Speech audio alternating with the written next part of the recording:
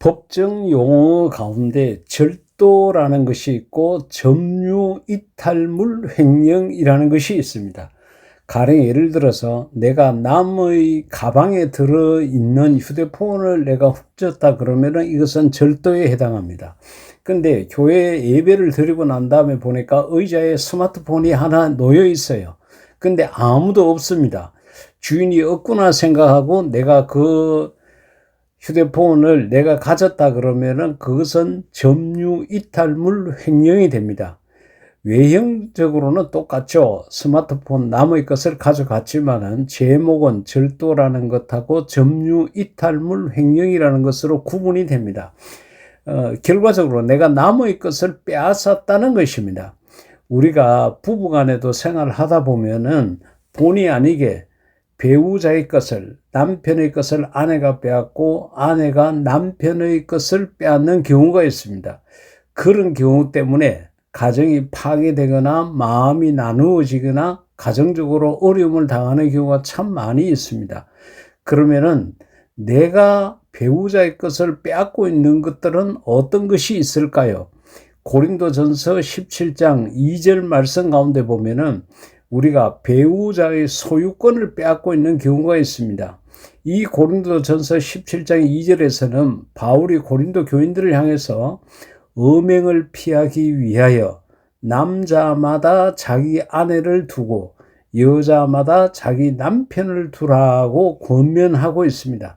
다시 말하면 결혼을 하라는 거죠.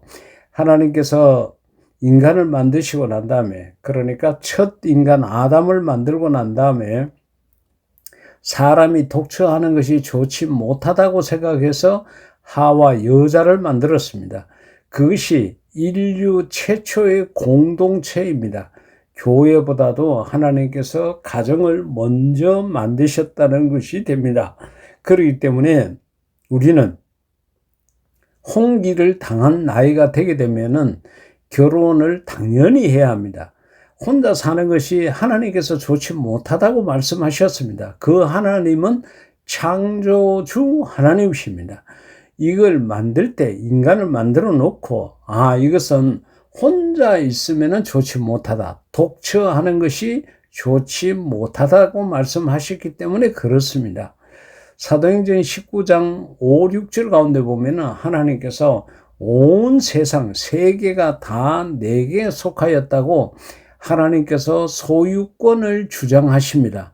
너희가 내 말을 잘 듣고 내 언약을 지키면, 쉽게 말해서 하나님 말씀대로 살면은 너희는 모든 민족 중에서 내 소유, 하나님의 소유가 되겠고 너희가 내게 대하여 제사장 나라가 되며 거룩한 백성이 되리라. 할렐루야. 너는 이 말을 이스라엘 자손에게 전할지니라. 그와 같이 기록하고 있습니다.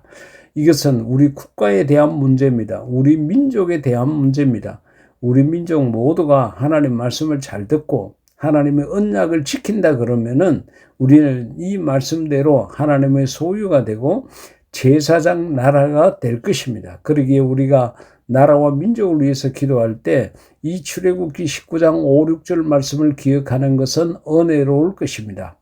다시 말하면 하나님께서도 이건 내 거다. 세계가 다 내 거다. 그렇게 주장하셨는데 세상을 살아가는 우리 인간들이 욕심이 큰지라 이것도 내 것이요 저것도 내 것이요 전부 내 것이라 그럽니다. 그리고 가능하면은 내 땅을 더 넓히려고 생각하고 내 이름 아래 많은 것을 두려고 하는 물질적 욕심을 갖고 있는데 바람직하지 않습니다. 전부가 다 하나님 것입니다. 내게 있는 생명은 물론이거니와 자녀들이고 내가 가지고 있는 재능, 물질 전부 다 하나님께 속해 있습니다. 우리 것이 하나도 없습니다. 모든 것이 하나님께로부터 왔습니다. 그러기에 우리는 모든 것이 은혜라고 말하지 않습니까?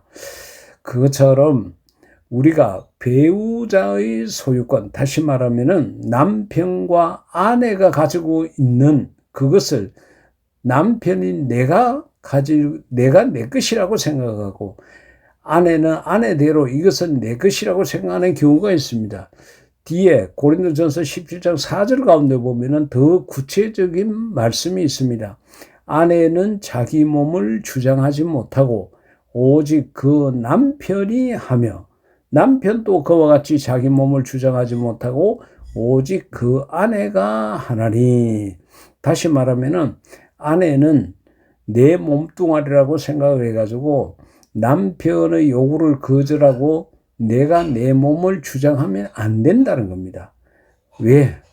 그런 일들 때문에 고린도 교회의 음행 문제가 컸고, 그 당시에 제일 큰 욕이 에라이 사람아, 고린도 교인이나 되라, 이렇게 말하는 것이 가장 큰 욕이었다고 그러니까 얼마나 고린도 교인들의 성생활에 문란했는지 짐작해 볼 수 있습니다. 아내가 지나치게 자기 몸을 주장하고 남편의 요구에 응하지 않거나 그 반대로 남편도 역시 마찬가지입니다. 뒤에 가서 그런 말을 하죠. 그와 같이 자기 몸을 주장하지 못하고 오직 그 아내가 하나니. 남편이나 아내가 이거는 내 몸뚱아리라고 생각을 하고, 이거는 내 몸이라고 생각하고, 이것은 내 것이라고 생각을 하고 내 주장을 펴지 말고, 그 소유권이 배우자에게 있으니까 아내는 남편, 남편은 아내에게 원하는 대로 그렇게 하라는 것입니다. 그래서 배우자의 소유권, 배우자의 사용권을 인정하라는 것입니다.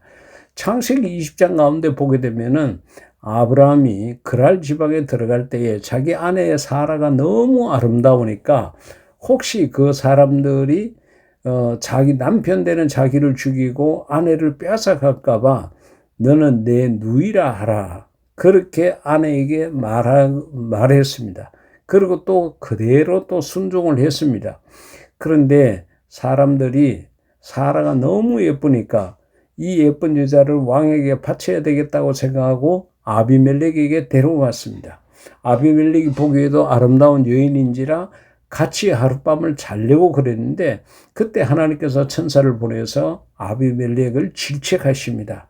그러니까 아비멜렉이, 아니 이런 일들은 흔히 있는 일입니다. 왕은 의리 그렇게 그 지역에 자기 관할에 있는 예쁜 여자를 마음대로 취할 수 있다고 생각을 했고, 또 이때까지 그런 생활을 했는데 하나님 이때까지 아무 말씀 안 하시다가 왜 이렇게 하십니까? 그와 같이 이야기를 했을 때에 하나님께서 사라는 남편이 있는 아내임을 이야기를 했습니다.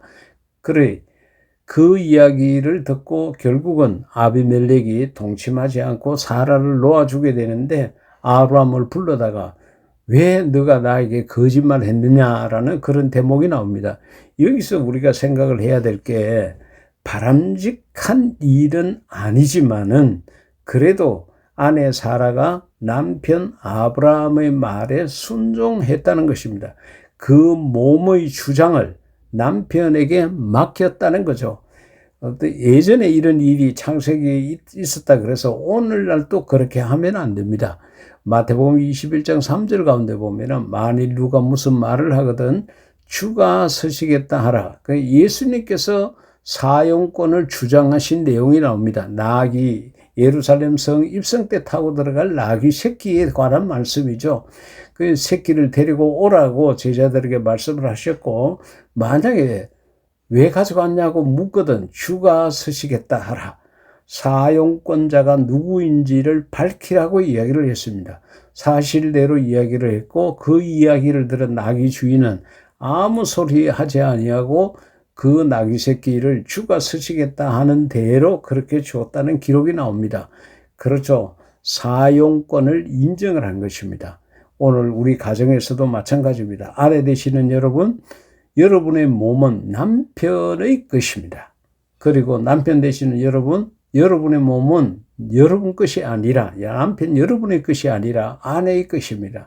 서로 의논하고 서로 마음을 소통하는 것이 참 중요합니다. 내 몸, 내 것이라고 생각하고 내가 고집 부리고 하는 과정에서 음행의 사건이 일어나고 그 음행 때문에 얼마나 많은 가정들이 깨어지고 부서지고 무너지는지 모릅니다. 사랑하는 성도 여러분, 우리가 하나님 말씀대로 사는 게 중요하지 않습니까? 이 가정의 달에 가정의 주인공인 남편과 아내가 이 고린도전서 17장 말씀을 통하여 성경대로 사는 아름다움이 있어서 우리 가정 모두가 건강한 가정이 되기를 인류 최대 멋쟁이신 예수님 이름으로 축복합니다. 아멘.